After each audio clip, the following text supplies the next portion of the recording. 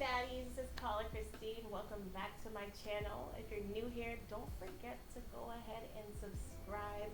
On this channel, we talk about law of attraction, manifestation, and personal growth. Today's video is titled Advice to My Younger Self. Now, I felt compelled to do this video because I had my younger cousin literally ask me, she's 6 by the way, she asked me, Christine, how does it feel to be old? Like, do you miss being young?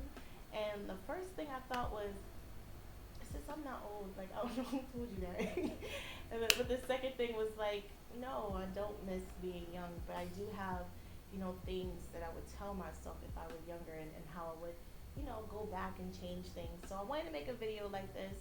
But before we start and before we get into the 7 things or the 7 little tips that I have for myself, if you have any advice that you would give your younger self, go ahead and drop it in the comments. I would love to read it, and just maybe it just could be like a standpoint in your life where you see where you're at. So you can always come back to the video and just read where you were at this point in time in your life.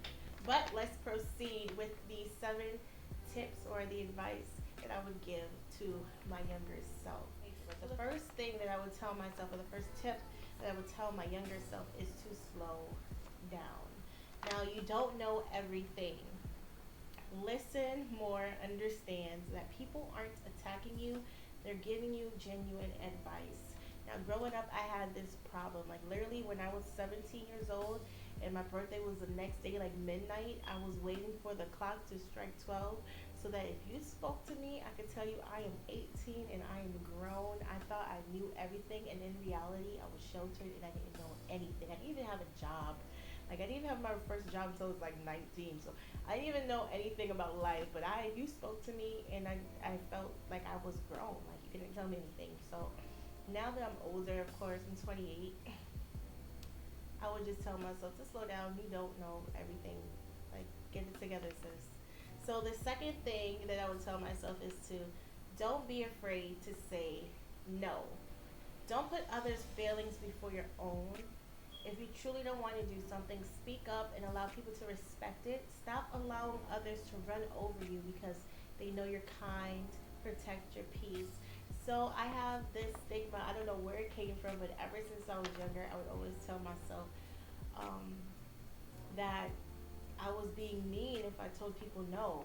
So I would always just tell people yes all the time. And ultimately, if you're constantly telling your other people yes, that means you're telling yourself no. So um, stop telling people yes. Stop telling people yes. Don't be afraid to say no. If you don't want to do something, don't do it. And that's it. They just have to live with it. So yeah, that's what I would tell myself. Don't be afraid to say no. So the third piece of advice that I would give myself is that everything doesn't need a reaction. Um, don't be so quick to respond. Choose your battles wisely. It's not worth your peace. Now I like to say, lose the battle, win the war. So, when I was younger, I was a little hothead. If it came to a debate or argument, like they would say that I love to argue, and it didn't matter what it was about. It could be about crayons. It didn't matter if I felt strongly about it. If I was passionate about the subject, like, and it got to me, or you said something that I didn't agree with, we would be at it. We would be head to head, toe to toe, arguing it out. But now that I'm older, I think to myself, is this worth it? Like, is it worth me reacting to it? And then now I also have that kinds of mindset where it's like, I don't want to give somebody a reaction who doesn't deserve it. If that makes sense, like, you don't deserve that reaction out of me. If that makes sense. So yeah, now I ain't reacted to too many people, and nowadays I just cut people off. So everything doesn't need a reaction. The fourth thing that I would tell myself is to think before you speak. That kind of goes hand in hand with everything doesn't need a reaction. Be mindful of the way that you talk to people, especially when you're angry. Um, your words leave a lasting effect. Learn how to communicate properly to express how you feel without confrontation. So, like I said, think before you speak. It kind of goes hand in hand with everything doesn't need a reaction. Um, when I was a hothead and when I did used to argue with people, um, I would say really, really mean things, and I knew it would hurt their feelings, and I felt like I was hitting them with the truth. So if you already got me there, I felt like, okay, I'm gonna say this to you, and it was always kind of like me trying to protect myself. So if I'm arguing with you, I felt like you were attacking me in some way, and I felt like, okay, well, I'm gonna say this because I know this is really gonna get to you, and I would say it, and it would be mean. So now, how I kind of cope with that now that I'm older is I keep journals. I don't know if you watched my last videos and you know that I write a lot. So I'll probably link that somewhere up here. But I keep a journal, and literally, if I'm angry with someone, before I have that, argument, or before I say anything that I'm going to regret, I either don't speak or I write it out.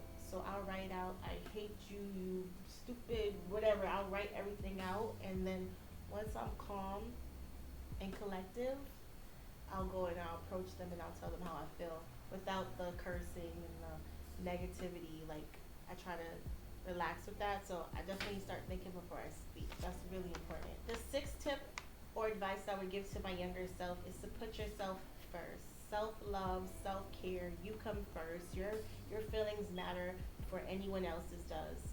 Um, and that was something that I had to learn. Literally, I started getting on my spiritual journey when I turned 27. I know that can sound cliche because you can literally have your spiritual, you can literally start your spiritual journey at any time of your life. But for me, it really was a birthday.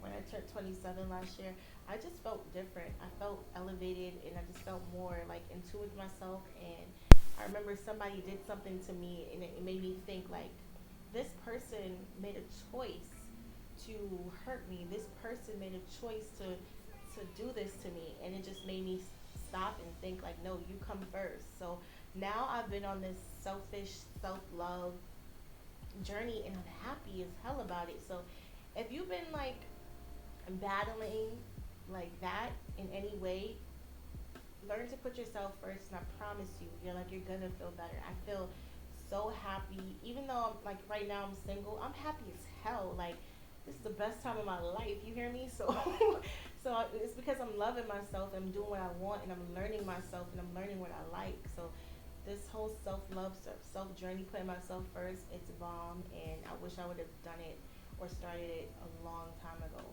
So put yourself first. And the last advice or tip that I would have for myself is to do what makes you happy. Follow your own purpose. Stop living to please other people, and stop living up to other people's standards of who you should be.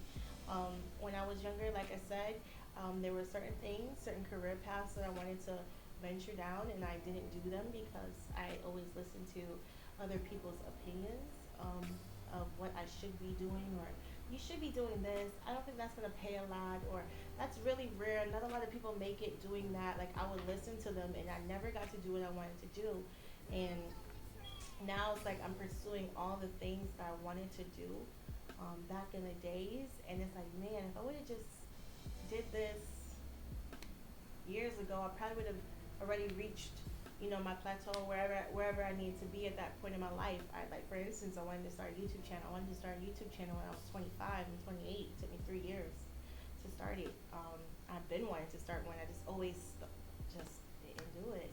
So now it's more so, do what makes you happy. If that's something you want to pursue, don't stop yourself from doing it. Do it. So those are the 7 little tips that I have for my younger self. Once again, if you have some advice that you would give your younger self, drop it in the comments. Go ahead, say hi. But thank you guys for tuning in. Thank you guys for watching. I appreciate all my new subbies, all my new subscribers, everyone who's been commenting on my last videos and just saying hi. As you can see, I do write back, so it's nothing to write back. But thank you for tuning in. Thank you for watching, and I will see you guys later. Peace out.